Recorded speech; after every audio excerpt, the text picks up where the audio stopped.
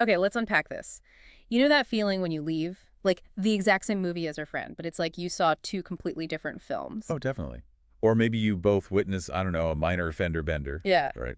And your accounts of what happened sound like they're describing like totally separate events. Exactly. It really makes you stop and think, um, why is it that two people can share the same moment and walk away with such different understandings? That's really the core of what we're exploring today. We're taking a deep dive into why our individual experiences of, shared moments can be so varied. And we're drawing on some fascinating philosophical and psychological insights that you, our listeners, shared with us. Yeah, exactly. And the key to understanding this, I think, is this idea of intersubjectivity. Okay, intersubjectivity. It sounds a bit academic, maybe? It does, but it's actually a really useful concept. Think of it as the space where individual experiences overlap. But they also remain uniquely our own. Precisely. We each have our own way of seeing things, our own Yeah. subjective world, right? But we also manage to connect and find common ground with others. Okay. It's this intersubjectivity that helps explain why, your reality isn't a carbon copy of mine, even when we're in the same place at the same time. Right, so my red might not be exactly your red, even if we agree the traffic light is red, something like that. Sort of, yeah, but maybe on a broader scale too. What's truly captivating is that intersubjectivity isn't just some abstract idea. It's uh, fundamental to how we make sense of the world together. Okay, so how are we tackling this? What are the angles? Well, we'll be looking at this through two main lenses. First, we'll explore the philosophical perspective, focusing on phenomenology. People like Husserl, Merleau-Ponty, and Schutz. Phenomenology, okay. And the second angle. And then we'll shift to the psychological side, Yeah. looking at how our own minds, our perception, memory, emotions, and even our cultural background, and interestingly, how we use technology all contribute to these different experiences. Got it. So philosophy first then. Phenomenology. Let's start there. Yeah. So phenomenology, at its heart, is really about describing our direct experience of the world. Like how things actually seem to us. Exactly. And how our individual consciousnesses connect us to a shared reality. Okay. And you mentioned Husserl. Right, Edmund Husserl. Hmm. He had this really compelling idea that objectivity, that sense of a stable, shared world we all seem to inhabit, Yeah. it isn't just a given. It's actually built, or constituted, as he put it, through intersubjectivity. Built.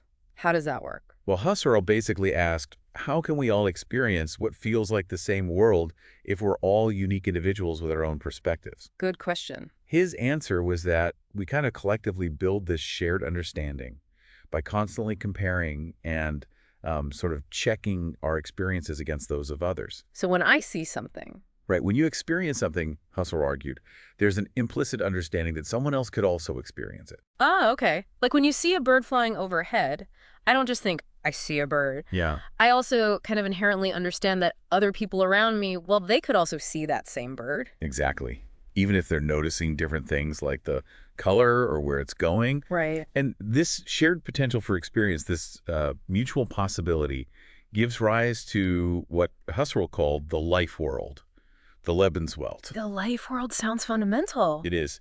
Think of it as the taken-for-granted world of common, everyday experience that we all implicitly share. So even something that feels really personal, like my quiet morning walk, Yeah. isn't entirely just mine alone. Well, you're understanding what a walk even is, right?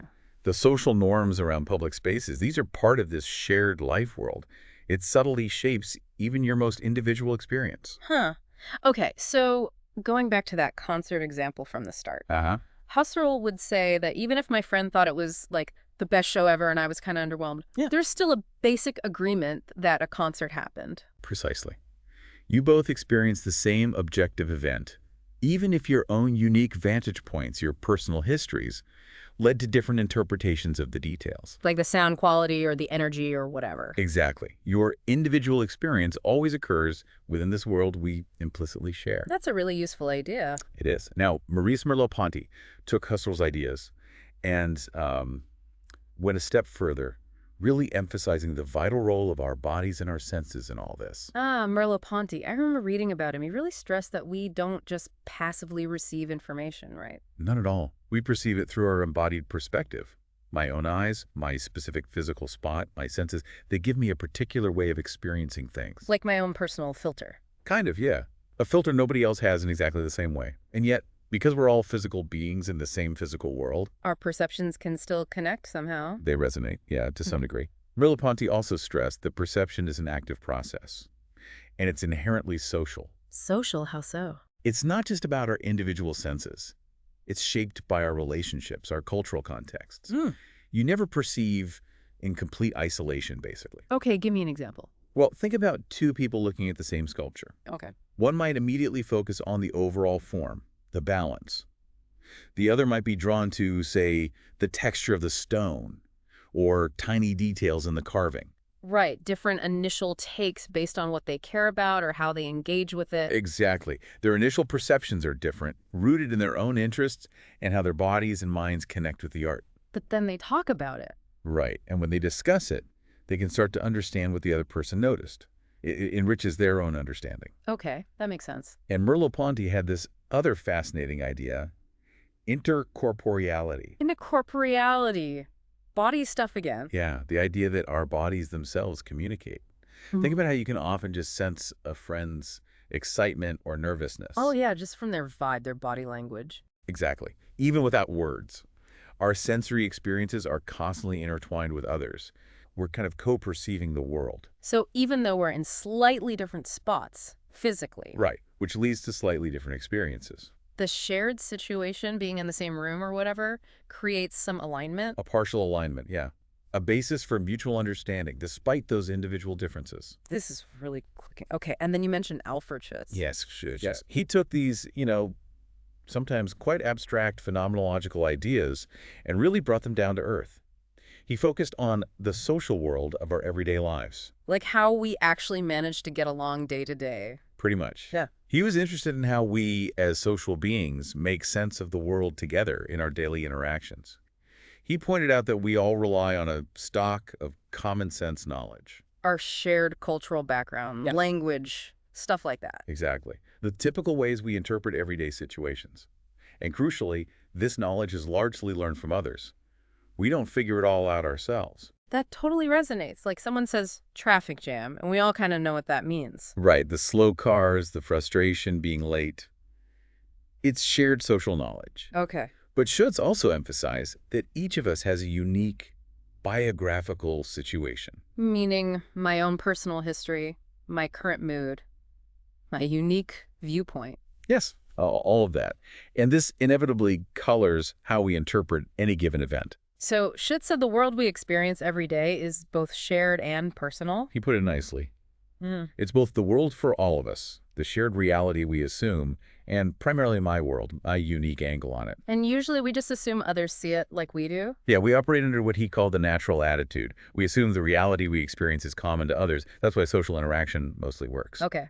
Think about those different eyewitnesses at the car accident again. Huh? They'd probably all assume they saw the same core event, right? The world for all of us. Likely, yeah. Even if one was standing across the street and the other was, say, a passenger in one of the cars. They have different positions within my world, but they assume a shared event. And Schutz also talked about intersubjective typifications, right? What are those? Those are basically the shared ways we have of categorizing and interpreting events. They exist alongside our own individual take. Like mental shortcuts we learn from society. Sort of, yeah. And one of Schutz's key insights was that most of what we know, we haven't directly experienced ourselves. We've learned it socially. Okay, and that affects how we interpret things. Profoundly. If two people come from very different backgrounds, maybe different cultures or communities, their social-derived knowledge might differ significantly. Leading to different interpretations of the same moment. Exactly. That example of the soldier and the civilian hearing a loud bang is perfect. Right. The soldier hears gunfire, maybe? Because of their training and past experiences, yeah. The civilian might just assume it's a car backfiring, something mundane. Same sound, totally different interpretation based on their stock of knowledge. Wow. So the philosophical perspective really sets the stage. It shows us that shared moments are always filtered. Filtered through our individual perspectives, our embodied experiences, and our social and cultural contexts. We think we're in the same world, but our access to it is uniquely our own. Nicely put. And that leads us perfectly into the psychological factors. Because our minds and bodies aren't identical copies. Not at all. So it becomes almost inevitable that our experience of the same moment will differ.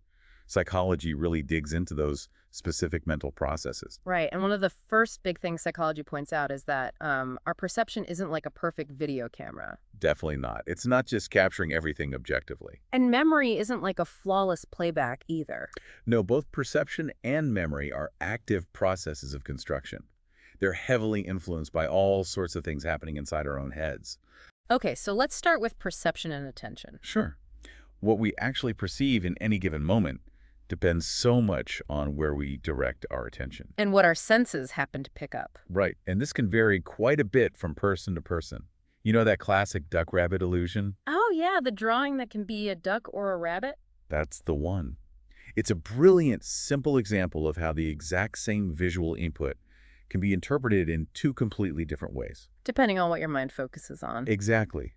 Neither person is wrong, but their brains are emphasizing different aspects of the same lines. And in the real world, things are way more complex than that drawing. Much more complex, much more ambiguous. Our brains have to actively select and organize this flood of incoming information. And what we pay attention to, that's guided by our expectations. Heavily guided by expectations and our schemas. Schemas, Yeah. like mental blueprints for how things usually work. That's a good way to put it. We tend to notice things that fit what we're already primed to see. And we might miss, or maybe reinterpret, things that don't quite fit. Yes. Think about that party example again, a security guard. Their job, their training, focuses them on safety. So they're scanning for risks, weird behavior. Right. While a caterer is primarily focused on the food, the service, making sure things run smoothly. They're at the same party. But they're literally perceiving completely different aspects of it based on their different attentional sets. That makes sense. And what about that invisible gorilla experiment? That one always blows my mind. It's such a powerful demonstration, isn't it? How limited our attention really is. If you're intensely focused on one thing, counting basketball passes or whatever, You can completely miss something else quite obvious, like a person in a gorilla suit walking right through the scene. have you ever had that happen? Been so focused you miss something obvious. Oh, absolutely. I think it's a surprisingly common human experience. Yeah, We just don't always realize what we missed. true. And even on a more basic level, our actual sensory perception can differ. Remember the dress phenomenon from 2015? Oh my God, yes. Blue and black or white and gold. That drove people crazy. It was a perfect real-world example. Mm-hmm. People genuinely, vehemently disagreed on the color. And it was just about how our brains interpreted the lighting cues in the photo. Essentially, yes. Subtle differences in how we perceive light and color led to drastically different experiences of the same image. So one big reason we experience the same moment differently is just. We're not all taking in the exact same information. We're each picking up on different hues based on where our attention is, our senses, what our mind thinks is important right then. Okay. And then, when we move from the actual moment to remembering it later. The differences get even bigger. They can, yeah. Because as we touched on, memory isn't a recording. It's an active reconstruction. Right. Influenced by emotions, later info, biases. All of it. This is where that Rashomon Effect comes in, named after the Kurosawa film. Yes, where you have multiple witnesses to the same crime. Oh, yeah. And they all tell completely different but seemingly sincere stories. Exactly. It perfectly captures how multiple people can have genuinely held yet contradictory recollections of the same event. It really highlights how fallible memory can be.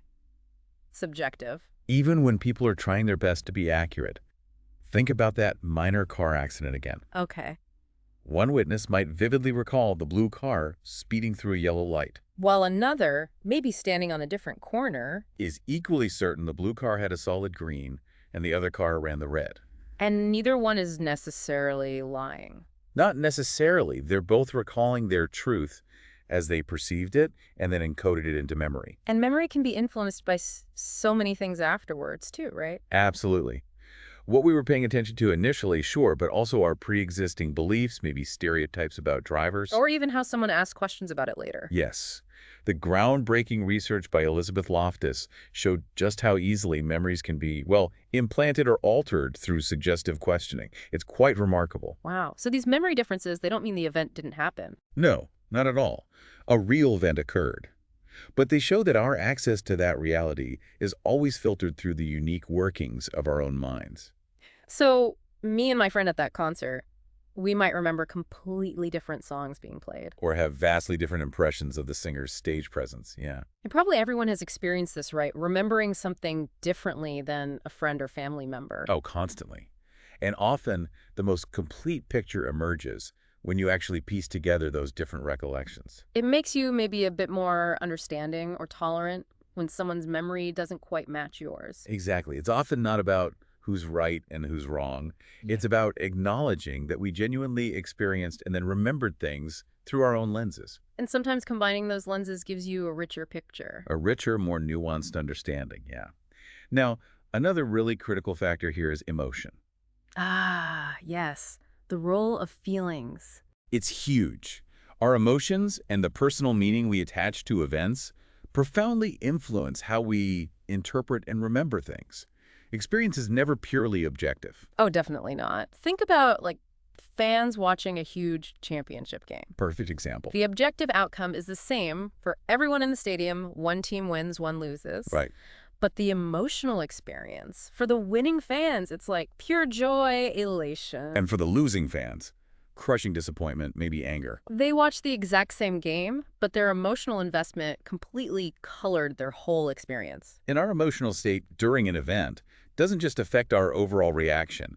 It actually fine-tunes what we pay attention to in the moment. How so? When we're feeling strongly excitement, fear, sadness, whatever, our brains tend to prioritize details that seem relevant to that feeling. And maybe filter out other stuff. Yeah, stuff that doesn't seem emotionally significant at that moment. Okay, back to the car accident example. A parent's first thought might be their kid in the back seat.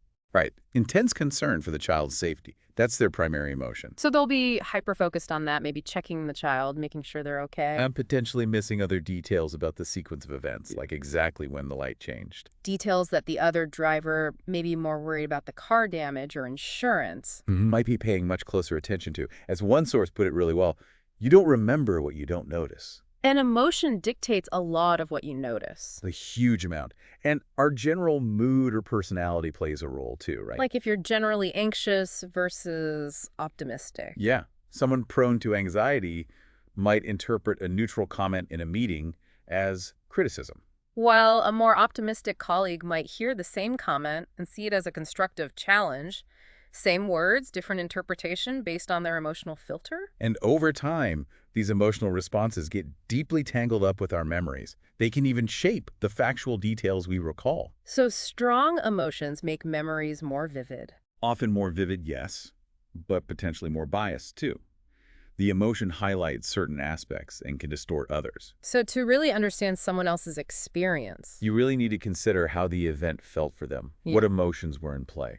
Okay, now shifting focus a bit. Culture, that's another massive lens, isn't it? Incredibly powerful. Yeah. Our cultural background, our overall worldview, it acts almost like an invisible framework. Shaping our perception right from the start. Pretty much, yeah.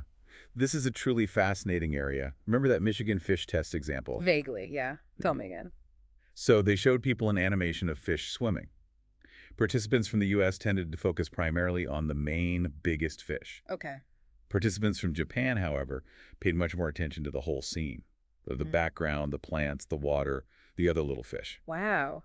And the theory is that relates to cultural tendencies. Yeah, researchers linked it to the more individualistic focus often found in American culture versus the more holistic or collectivist orientation in Japanese culture. Attention itself can be culturally tuned. It really makes you wonder what you would have focused on. Doesn't it? It shows how deep these cultural habits of perception can run. And you see this play out in other situations too, right? Like that business meeting example. Absolutely. Someone from a high context culture where a lot is implied. They're reading the room, the nonverbals. Exactly. While someone from a more direct, low context culture might be focused only on the explicit words spoken. They could easily leave the same meeting with totally different ideas about what was decided or agreed upon. Easily. And it extends to seemingly simple things, like personal space. Or gestures. A hug that feels friendly in one culture might feel way too close, even intrusive, in another. So culture gives us these frameworks for meaning, like Schutz's typifications we talked about earlier. Exactly. Our language, our values, our beliefs, they all act as mental schemas that guide how we understand and interpret what's happening around us. It's so easy to just assume our way of seeing things is normal, natural. We all do it.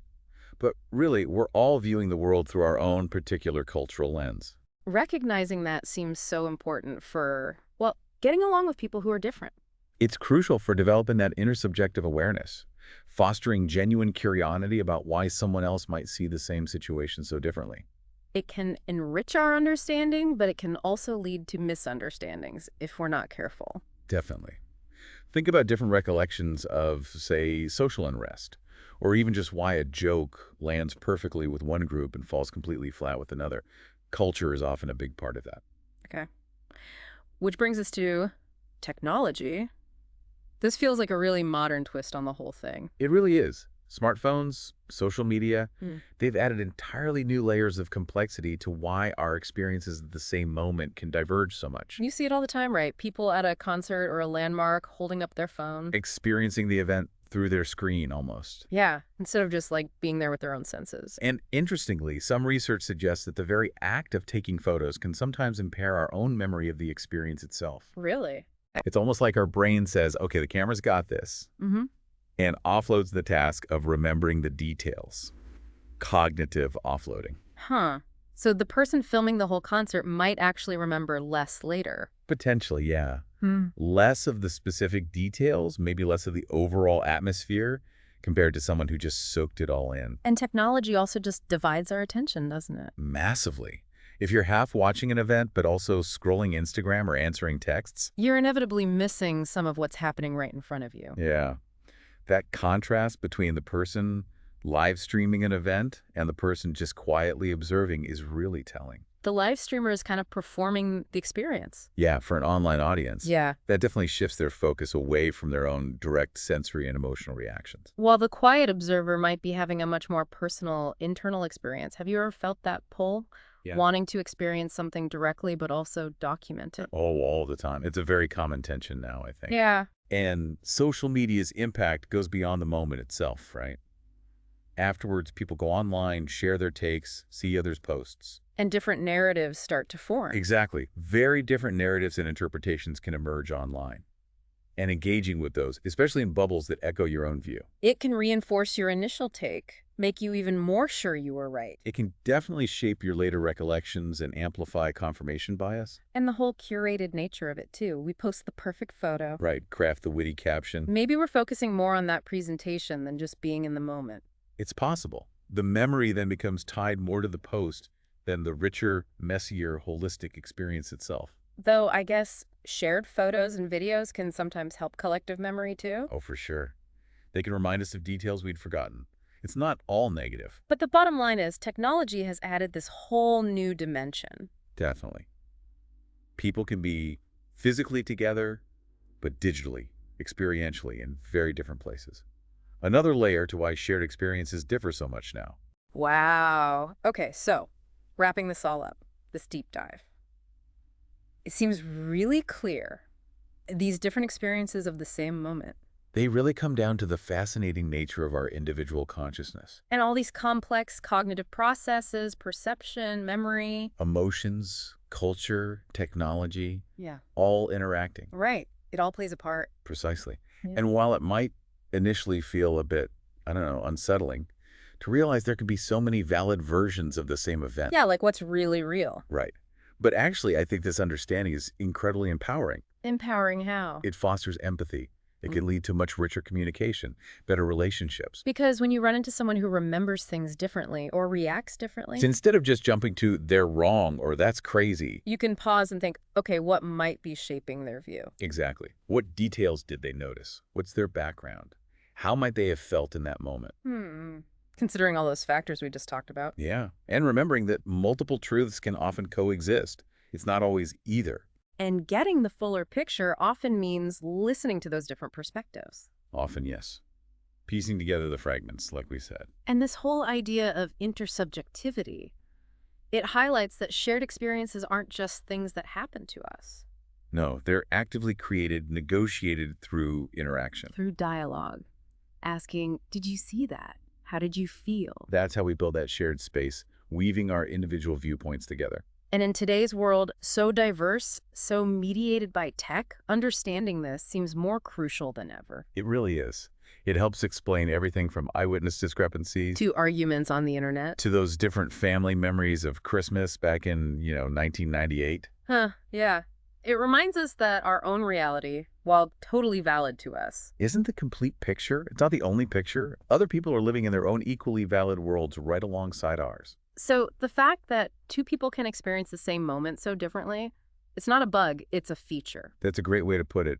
It's not a flaw. It's a fundamental aspect of being human. This constant interplay between our inner worlds and our shared experience. It's, like you said earlier, a beautiful dance. Yeah. And by exploring these ideas, hopefully we can all get a bit better at understanding others and maybe being understood ourselves too. Because every story really does have multiple sides. Absolutely. And sometimes real understanding comes from being willing to see it from a completely different angle. Like recognizing that what looks like a 6 from where you're standing Is undeniably a 9 from someone else's perspective. Right. Seeing both is key.